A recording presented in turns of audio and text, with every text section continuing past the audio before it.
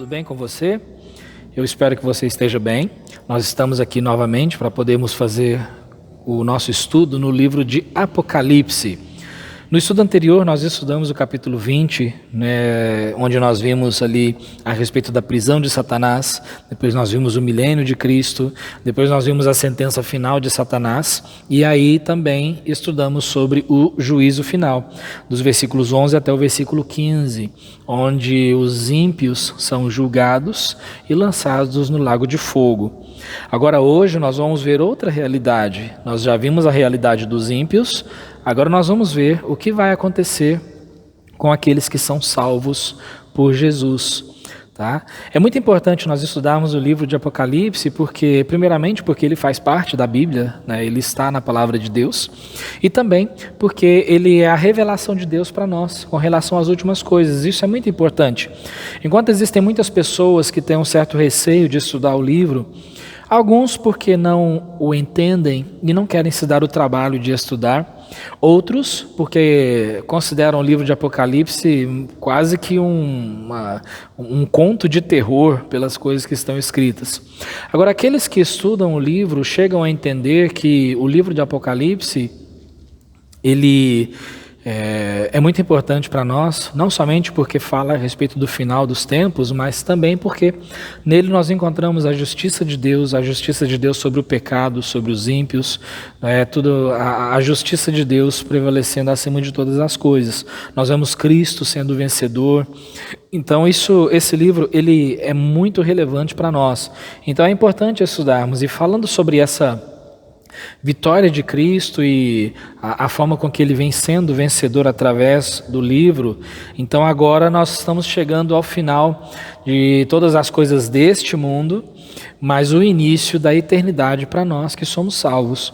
E hoje nós vamos estar estudando o capítulo 21, dos versículos 1 até o versículo 8, onde ele fala sobre o novo céu e a nova terra. Tá bom? Então nós vamos fazer a leitura de Apocalipse no capítulo 21, versículos 1 a 8. Ele diz assim: E vi um novo céu e uma nova terra, porque já o primeiro céu e a primeira terra passaram, e o mar já não existe.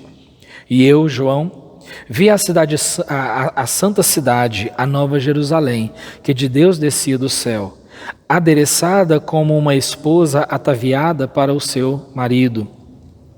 E ouvi uma grande voz do céu que dizia: Eis aqui o tabernáculo de Deus com os homens, pois com eles habitará, e eles serão seu povo, e o mesmo Deus estará com eles, e será o seu Deus.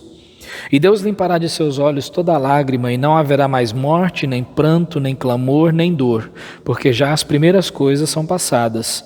E o que estava sentado sobre o trono disse: Eis que faço novas todas as coisas, e disse-me: Escreve, porque estas palavras são verdadeiras e fiéis. E disse-me mais: Está cumprido. Eu sou o Alfa e o Ômega, o princípio e o fim. A quem quer que tiver sede, de graça lhe darei da fonte da água da vida. Quem vencer, herdará todas as coisas, e eu serei seu Deus, e ele será meu filho. Mas quanto aos tímidos e aos incrédulos e aos abomináveis e aos homicidas e aos que se prostituem e aos feiticeiros e aos idólatras e a todos os mentirosos, a sua parte será no lago que arde com fogo e enxofre, o que é a segunda morte. Então nesse texto nós vemos aqui então a criação de novos céus e nova terra. Cada vez que eu me debruço sobre a palavra de Deus para estudar o livro de Apocalipse, eu fico maravilhado pelas coisas que estão escritas nesse livro. Como eu disse, muitas pessoas têm uma má interpretação ou um mau entendimento desse livro, e muitas pessoas acabam desprezando, fazem a leitura desse livro só para poder cumprir uma tarefa, e esse não é o ideal. Deus quer que tenhamos entendimento das coisas. Claro, nós não podemos ter a resposta para todas as coisas no livro. Tem certas coisas aqui que nós não temos uma resposta concreta de como será, mas ainda assim é importante que nós tenhamos o entendimento ao máximo desse livro. Nós temos a sequência dos eventos que é muito importante nós entendermos agora. Desde a era da igreja você vê aí a eternidade passada e a eternidade futura. Claro que na eternidade passada e na eternidade futura nós temos o nosso Deus. Deus, ele é de eternidade a eternidade. Então, nós temos então, num determinado momento, a era da igreja, e aí você vai andando ali, você vai vendo que acontecerá o próximo evento que nós estamos esperando, é o arrebatamento da igreja, e depois começa uma série de coisas aqui neste mundo, mas ao mesmo tempo estará acontecendo algumas coisas lá no céu, como o tribunal de Cristo, as bodas do Cordeiro. Então, depois desse período de tribulação, que nós já estudamos sobre isso, que é o período de 7 anos, nós temos também o reinado de Cristo. E aí, logo depois do reinado de Cristo, o milênio de Cristo, você vê que nós temos o julgamento. Primeiramente, o julgamento do grande trono branco, que é o juízo final, onde os ímpios são lançados no lago de fogo, e nós temos também o julgamento aliás, não o julgamento, mas nós temos a sentença eterna dos salvos, onde nos é revelado, onde nós passaremos toda a nossa eternidade. E é isso que é mostrado para nós aqui, começando no capítulo 21, logo depois que ele mostra a realidade dos ímpios, que serão lançados no lago de fogo por toda a eternidade, pelo fato de os seus nomes não estarem escritos no livro da vida, como diz o versículo 15, nós temos então, a partir do capítulo 21, o estado eterno da igreja de Cristo, dos salvos, os salvos não somente aqueles que fizeram parte da era da igreja, mas também de todos aqueles que conheciam Deus verdadeiro, salvos em Cristo, tanto do Antigo Testamento quanto do Novo também, tá bom? Então é sobre essa eternidade que nós estaremos falando nessa ocasião, nesse estudo do livro de Apocalipse.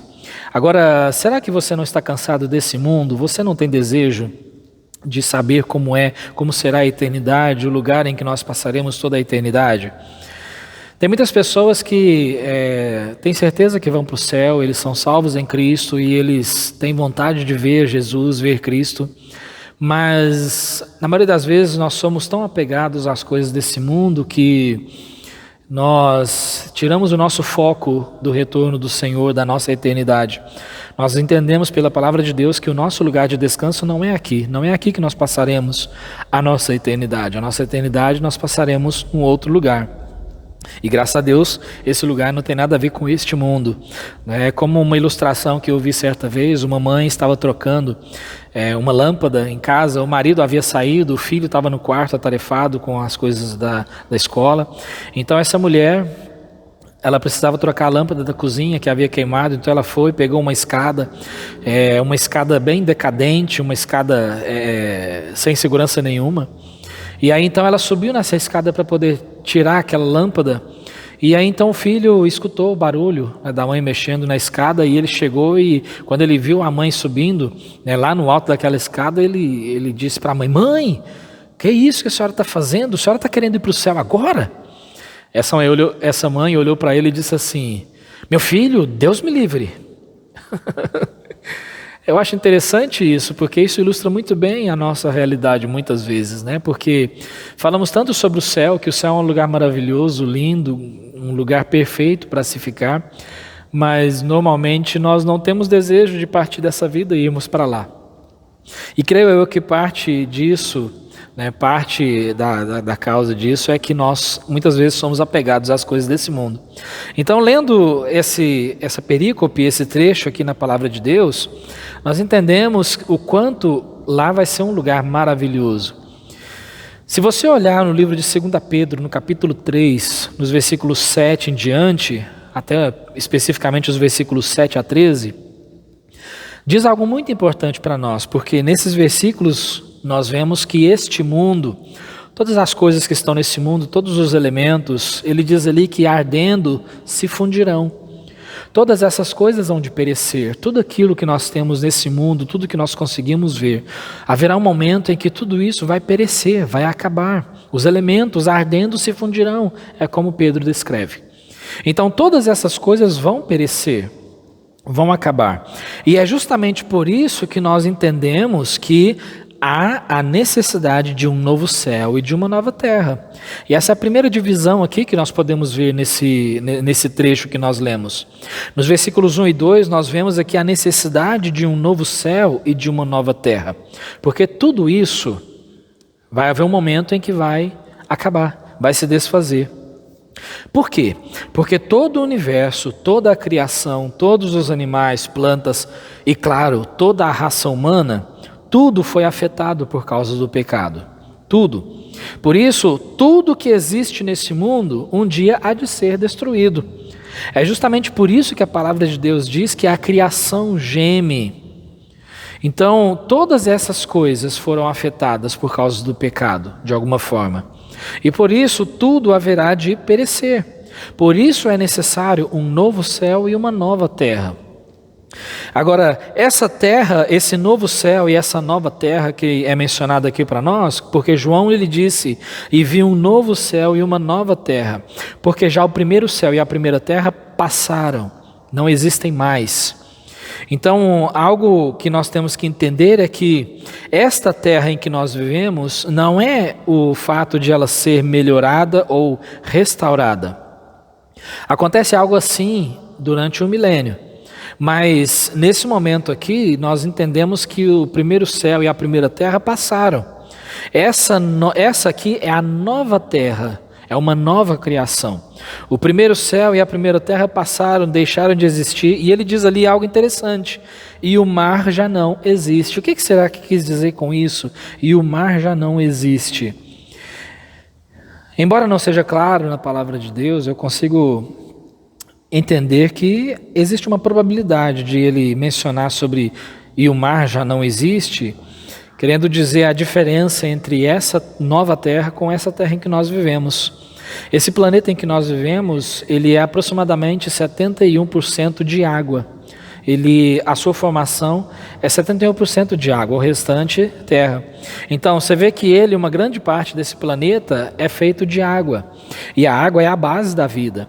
Agora, nesse lugar, nessa nova terra, não vai haver mares, oceanos e tal. Não vai haver. E nós vemos que ele explica um pouco melhor a respeito disso, porque não vai haver necessidade, porque no versículo 6 ele diz assim no final: a quem quer que tiver sede, de graça lhe darei da fonte da água da vida. Haverá uma fonte que jorra água da vida nesse lugar. Tanto é que quando nós começamos, e na próxima ocasião, no nosso próximo encontro, nós vamos começar a ver a descrição desse lugar mais detalhadamente, mas no capítulo 22, no versículo 1, ele diz assim: e mostrou-me o rio puro da água da vida, claro como cristal. Então ali haverá um rio puro da água da vida. No versículo 17 ele disse: e o Espírito e a esposa dizem vem, e quem ouve diga vem. E quem tem sede, venha, e quem quiser, tome de graça da água da vida. Haverá água da vida nesse lugar, então não vai haver necessidade de tanta água como os mares e oceanos, como nós temos hoje. Não haverá necessidade disso. Lá haverá a água da vida. E nós vamos presenciar, nós vamos ver e experimentar dessa água. Então, você vê que essa nova terra que vai ser criada, ela é totalmente diferente, tanto em forma quanto em substância. Porque quando nós olhamos a palavra nova terra, novo céu, quer dizer que é algo criado do nada, algo novo, uma criação nova.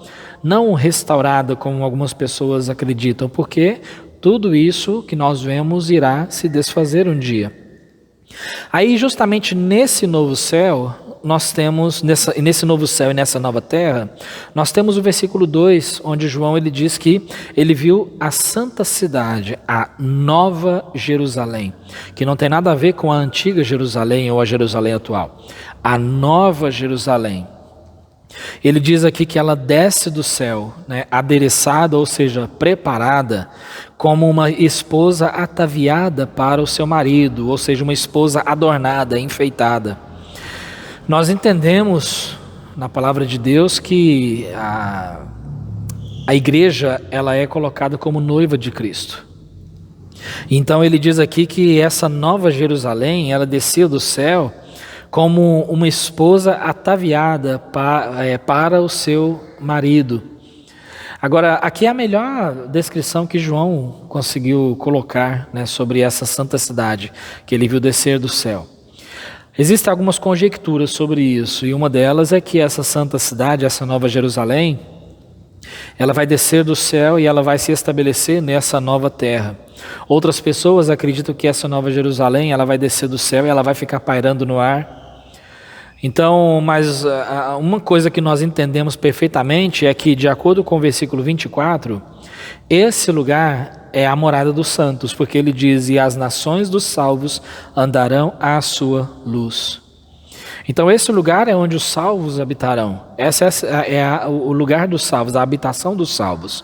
E nós vamos ver mais detalhadamente no nosso próximo encontro a respeito dessa Nova Jerusalém, quando nós estudarmos a partir do versículo 9, tá bom?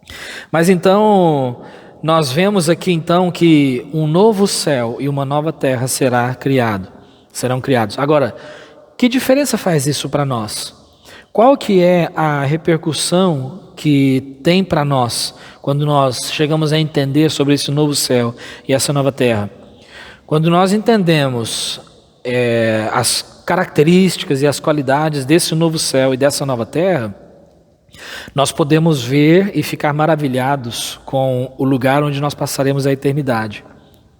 Algumas coisas aqui, então, a segunda divisão que nós temos aqui no nosso trecho é que a característica, ele começa a dar algumas características dessa nova terra. E ele diz que terá a presença eterna de Deus com o seu povo. No versículo 3 nós vemos: e ouvi uma voz do céu que dizia, e agora antes de eu terminar a leitura, você vai reparar aqui que para falar sobre a presença eterna de Deus entre o seu povo, João ele diz aqui a mesma coisa de 5 formas diferentes. De 5 formas diferentes, olha só comigo.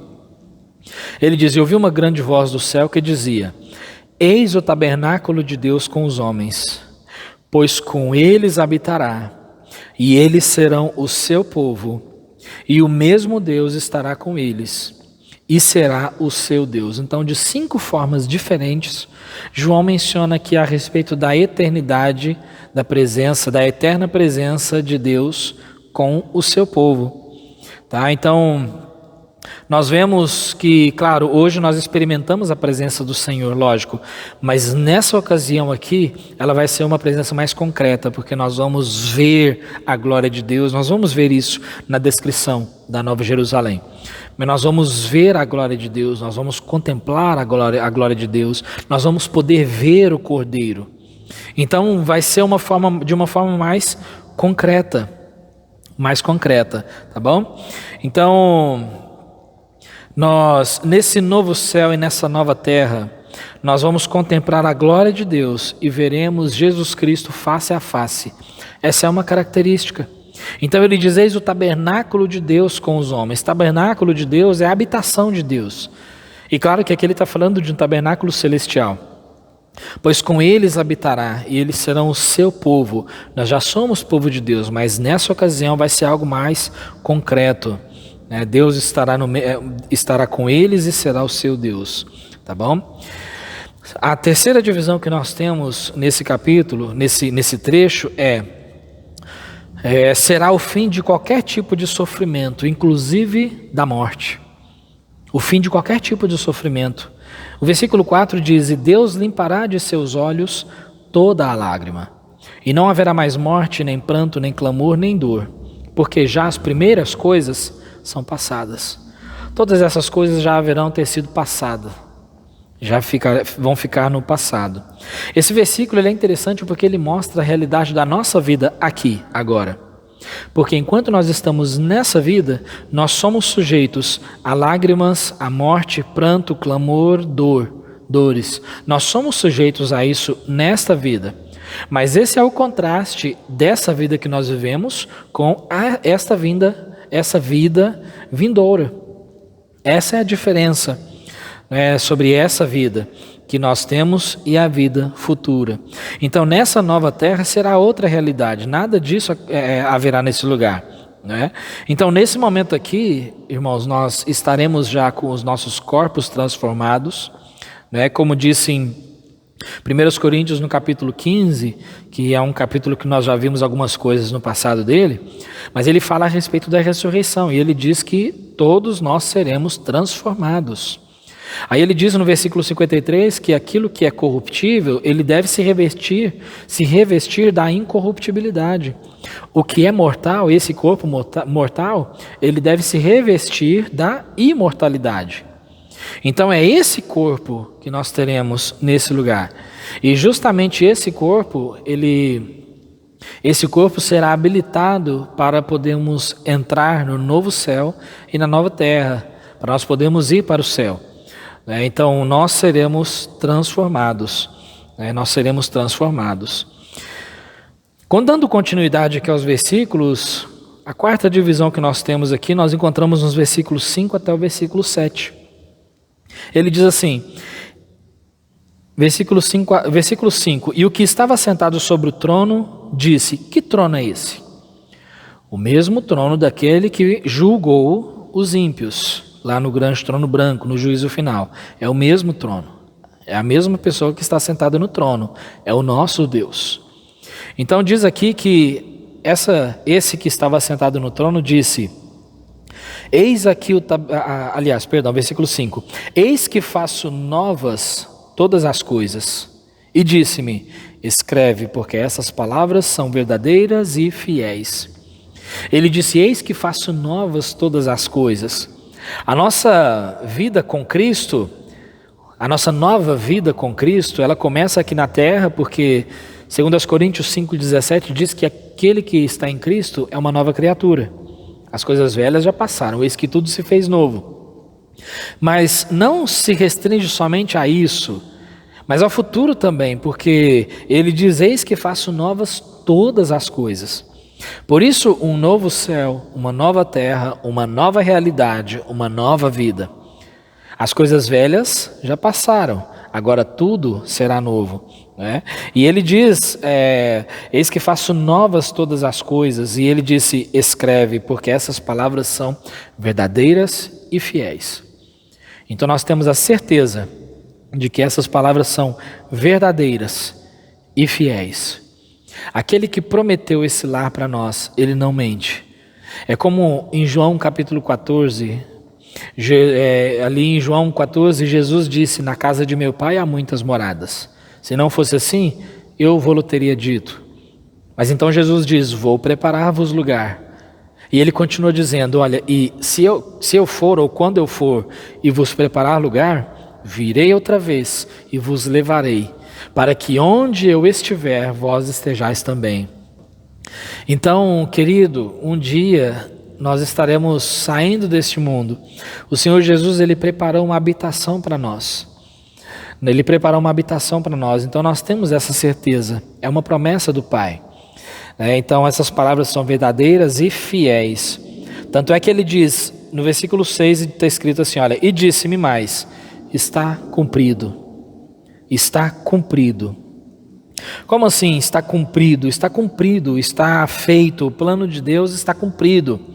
Aqui então, cada profecia mencionada no Antigo Testamento e no Novo também, tudo o que já havia sido predito, nesse momento está cumprido. A eternidade dos salvos, nesse novo céu e nessa nova terra.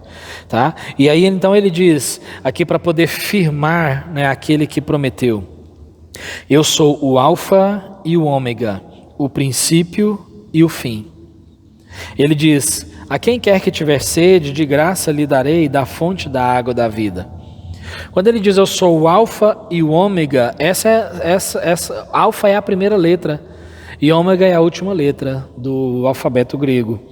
Então Jesus está querendo dizer que, olha, eu sou o princípio e o fim, o começo e o derradeiro. Ele está mostrando aqui, Jesus mostra a sua divindade, a sua soberania, a sua eternidade.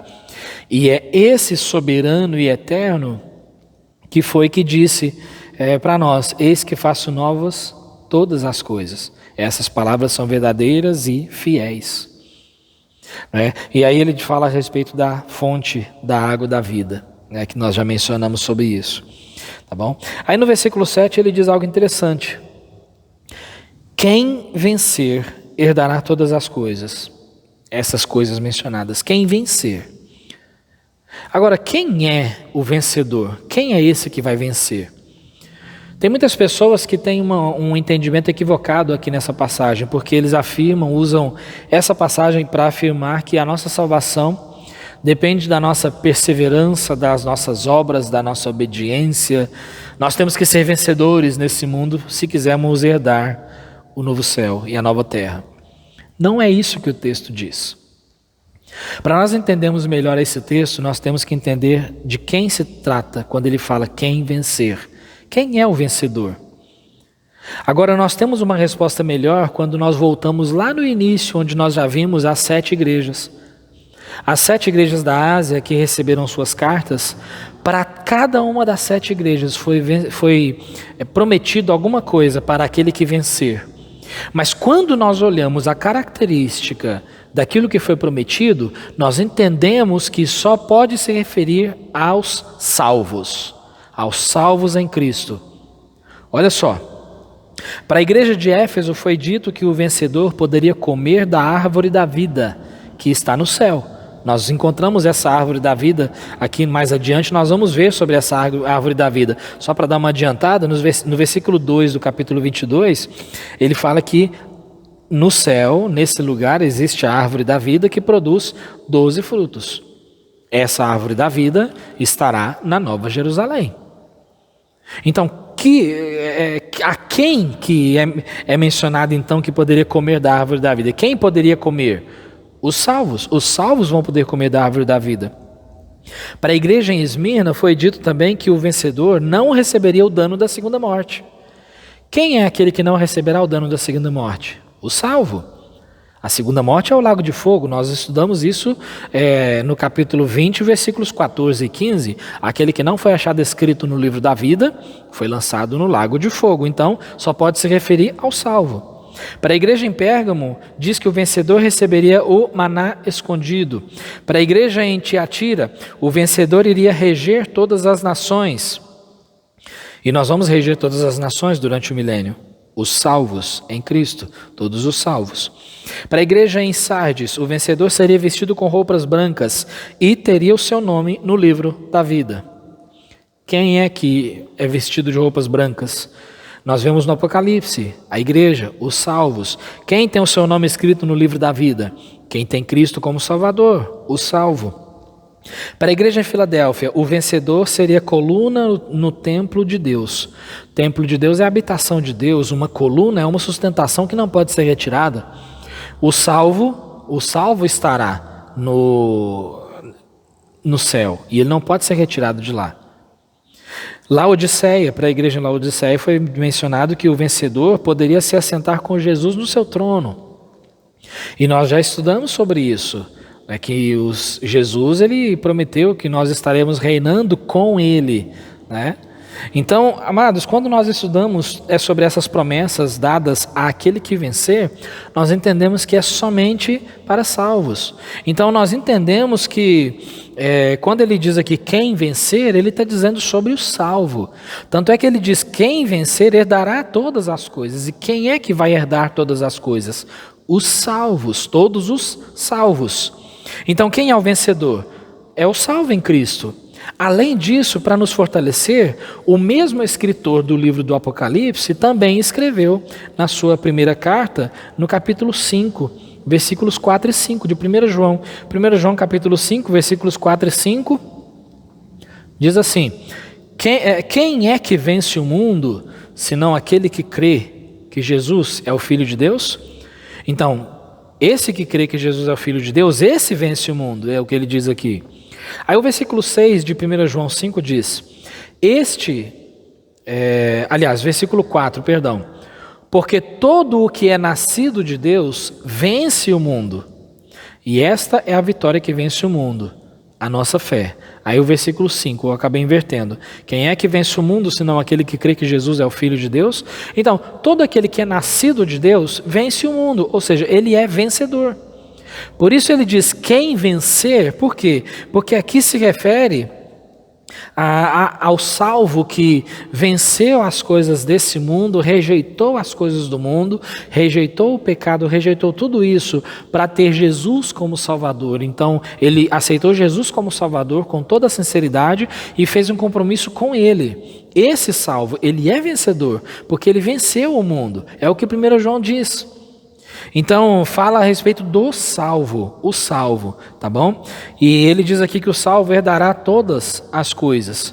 E aí ele diz, e eu serei seu Deus e ele será meu filho. Não que nós já não éramos filhos de Deus, não que Deus ainda não era o nosso Deus, mas como eu disse e eu digo de novo, aqui de uma forma mais concreta. Por quê? Porque nós estaremos nos deparando com a glória de Deus, com o brilho da santidade da glória de Deus. E nós vamos ver Jesus face a face. Então aqui, mais do que nunca, nós teremos essa certeza, essa convicção de que Ele é o nosso Deus, porque nós estaremos vendo a sua glória. É o que nós vamos ver a respeito disso. Quando nós estudamos sobre a Nova Jerusalém, que é a nossa morada, nós vamos estudar sobre isso e nós vamos ver que a santa cidade, essa cidade, não vai precisar de sol, porque a glória de Deus vai iluminar toda a cidade. Então nós vamos ver a glória de Deus. Então por isso Ele será o nosso Deus, de uma forma mais concreta. Consegue enxergar a maravilha disso? Querido, quando nós olhamos essa santa cidade, a Nova Jerusalém, que nós vamos estudar, que aí nós vemos esse novo céu, essa nova terra que é preparada para nós, onde nós passaremos a eternidade, nós conseguimos ver perfeitamente ali que vai ser um lugar maravilhoso. Nós nunca mais sentiremos dores, até a morte será tirada, não haverá morte, nem pranto, nem clamor, nem dor. Por quê? Porque, como ele disse, todas essas coisas são passado. Agora essa é a nossa eternidade, nesta nova realidade espiritual, com os nossos corpos transformados. Tantas pessoas hoje, muitas vezes nós sofremos por problemas físicos, problemas emocionais, problemas espirituais. Nós sofremos, nesse mundo nós temos sofrimento, nesse mundo vindouro não. Nessa nova terra não haverá nenhum tipo de sofrimento, nenhum tipo de deficiência física, nenhum tipo de doença. Nós seremos perfeitos e estaremos ali. Agora, mais do que tudo isso, podermos contemplar a glória de Deus e ver o rosto de Cristo face a face. Isso é maravilhoso. Eu não sei o que isso faz com você, mas isso traz uma grande emoção para o nosso coração e nos ajuda a continuarmos perseverando em servir ao Senhor, sabendo que o nosso tempo nesse mundo é breve. Somos peregrinos e forasteiros, como a Bíblia diz. Está vendo? Então, isso nos impulsiona a continuar servindo ao Senhor cada vez mais. Não para fazer algum tipo de retribuição, não para fazer uma troca, mas com um coração agradecido pela salvação que Ele nos deu, por esse lugar que nós temos a certeza que passaremos toda a eternidade. Então, não para retribuição, mas como gratidão. E também porque esse Deus, Ele é um Deus santo, justo e puro. Mesmo se Deus não tivesse feito nada por nós, ainda assim Ele merece ser exaltado e glorificado. Mas não, Ele fez muitas coisas, de todas elas, das quais as coisas que Ele tem feito por nós, a nossa salvação é a maior delas. Então, quando nós vemos toda essa realidade, nós ficamos maravilhados. Mas ainda tem um final, o versículo 8. Nós vamos terminar o nosso estudo aqui falando sobre o versículo 8, porque nós vimos que os salvos estarão nesse lugar maravilhoso, nesse novo céu, nessa nova terra, mas haverá um grupo de pessoas que não estará lá. No versículo 8 ele fala várias qualificações aqui de pessoas que não estarão lá. Em primeiro lugar ele diz ali, quanto aos tímidos. Tímidos significa covarde, medroso. A palavra significa covardes, aqueles que com as adversidades eles mostram que na verdade nunca pertenceram a Cristo. Aqueles que nunca quiseram receber Cristo como Salvador, porque não quiseram rejeitar o mundo, porque ficaram com medo das pessoas, esses não estarão lá. Ele fala também aos incrédulos. Incrédulos são aqueles que não tinham a fé não têm a fé verdadeira. Efésios 2:8 ele diz, pela graça sois salvos por meio da fé. A fé verdadeira, a fé em Cristo como único Salvador. Mas os incrédulos não terão essa fé, eles não vão estar lá. Ele diz aos abomináveis, quanto aos abomináveis. Abomináveis são aquelas pessoas que fazem abominações, coisas que Deus não gosta, coisas que Deus odeia, abomina. Aos homicidas também, eles não estarão lá. São os assassinos, não estarão lá. Aqueles que se prostituem. Aqui a palavra usada nessa parte é a palavra pornos, que de onde surge a palavra pornografia, que, claro que numa conotação bíblica, significa pessoas pornográficas ou pessoas impuras, fornicadores, adúlteros. Aqueles que se prostituem, aqueles que têm relações físicas fora do casamento ou antes do casamento. Ou seja, aqueles que não têm a atitude de um verdadeiro cristão, as obras de um verdadeiro cristão. Esses não vão estar lá. Por quê? Porque não são verdadeiros crentes em Cristo. Aos feiticeiros, são pessoas que praticam feitiçaria. Aí nós abrimos um pouco mais o leque, nós podemos fazer aplicações ao misticismo, espiritismo, aos benzedores, necromantes, que são aqueles que se comunicam com os mortos, não estarão lá. Aos idólatras também, aqueles que se curvam diante de imagens, ou aqueles que colocam outras coisas acima do próprio Deus nas suas vidas. Esses também não estarão lá. E ele diz também algo quanto aos mentirosos. Sabia que os mentirosos também não estarão nesse lugar? Mentirosos são aqueles que agem com falsidade, vivem mentindo. O diabo é o pai da mentira. João 8,44, Jesus diz. O diabo é o pai da mentira. Então, amado, todas essas características do versículo 8 são características que definem uma pessoa sem Cristo. Nós somos uma nova criatura. Somos dirigidos pelo Espírito Santo. Somos santificados por Deus.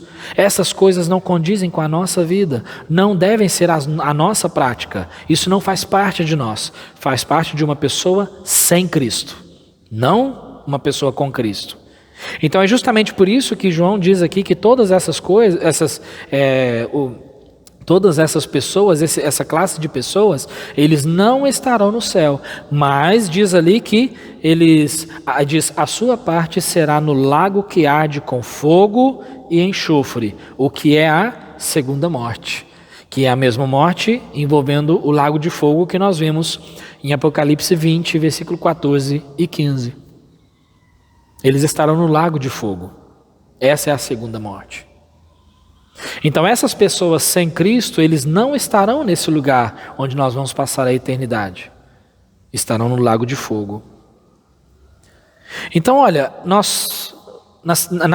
no nosso próximo estudo nós vamos ver mais detalhadamente a nossa morada, a Nova Jerusalém. As suas dimensões, seu brilho, sua beleza. Nós vamos parar por aqui. Mas nós concluímos já que esse lugar aqui, esse novo céu, essa nova terra, é um lugar maravilhoso. É um lugar totalmente diferente daquilo que nós vivemos aqui nessa terra. É muito diferente. E esse lugar nós temos a certeza de que nós estaremos lá um dia. Então isso é maravilhoso, podemos contemplar a glória de Deus. Podemos ver o Cordeiro de Deus face a face. Podemos estar no lugar transformados, com um corpo glorioso, ausente de morte, dor, pranto, lágrimas. Maravilhoso. Mas ao mesmo tempo nós temos também uma classe de pessoas que não estarão nesse lugar. Estarão no lago de fogo. Então eu espero que você tenha certeza de que estará nesse lugar maravilhoso. Pela primeira vez, estaremos adorando a nosso Deus sem pecado, sem a presença do pecado, pela primeira vez. E isso nos deixa maravilhados, porque nós temos tantas lutas nesse mundo, não é verdade? Mas nesse lugar não. Cessou toda dor, toda morte, todo pranto. Tudo. É uma nova vida. É a nova terra, é um novo céu, reservado para nós. Tá certo? Então eu espero que isso tenha alegrado o seu coração. Temos a certeza de que estaremos nesse lugar maravilhoso. Mas para você que não tem Cristo, recebe Jesus como Salvador. E também tenha a certeza de que estará nesse lugar maravilhoso. E nós vamos nos encontrar lá um dia. Ou até que a morte nos leve daqui para a eternidade, ou que Jesus venha e nos busque, arrebatando a sua igreja. Mas se você tem Cristo, nós estaremos nos encontrando com o Senhor nos ares. E aí diz 1 Tessalonicenses capítulo 4, versículos 16 e 17. E assim estaremos sempre com o Senhor. Amém? Essa é a nossa certeza. Que bênção. Próximo estudo nós vamos ver sobre a Nova Jerusalém, a habitação dos salvos. Tá bom? Que Deus te abençoe ricamente e que Deus nos dê cada vez mais entendimento na palavra dele. E que bênção, podemos estudar o livro de Apocalipse.